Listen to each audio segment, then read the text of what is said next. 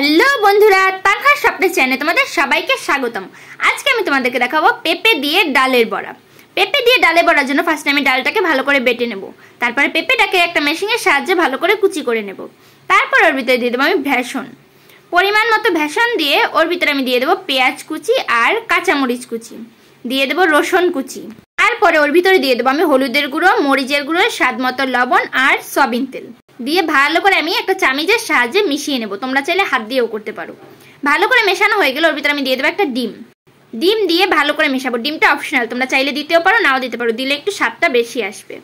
আগের ভিডিওতে আমি একটা ধাঁধা দিয়েছিলাম, তোমরা অনেকেই সেটা পারোনি।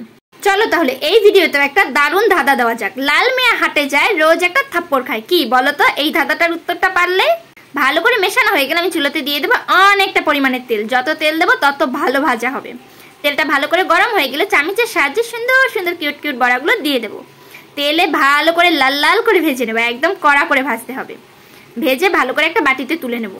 বাটিতে তুলে ভালো করে তেল ছাড়িয়ে আমি সুন্দর একটা কাচের প্লেটে বেড়ে নেব। তোমরা অনেকেই ভাবতে পারো পেঁপে দেওয়ার কারণে হয়তো বা পেঁপেটা ভিতরে কাঁচা রয়ে গেছে। একদমই না, আমি একটা ভেঙে দেখাচ্ছি। পেঁপেটা পুরোটা সেদ্ধ হয়ে যাবে আর একদম গলা গলা ভাব হয়ে যাবে। পেঁপেটা তোমরা খুঁজেই পাবে না, মনে হবে যেন পেঁয়াজ দিয়েছো। ব্যাস, আমার পেঁপে দিয়ে ডালের বড়া রেডি। এখন আমি গরম গরম বড়া খাচ্ছি। তোমরাও দ্রুত লাইক কমেন্ট সাবস্ক্রাইব করে দাও। আর হ্যাঁ, কমেন্ট করে আমার ধাঁধার উত্তর দিয়ে যাও। আর হ্যাঁ, একটা সিক্রেট কথা বলি, এই বড়াটা টমেটো সস দিয়ে খেয়ে দেখো, অনেক মজা লাগে। অবশ্যই ট্রাই করে। আল্লাহ হাফেজ।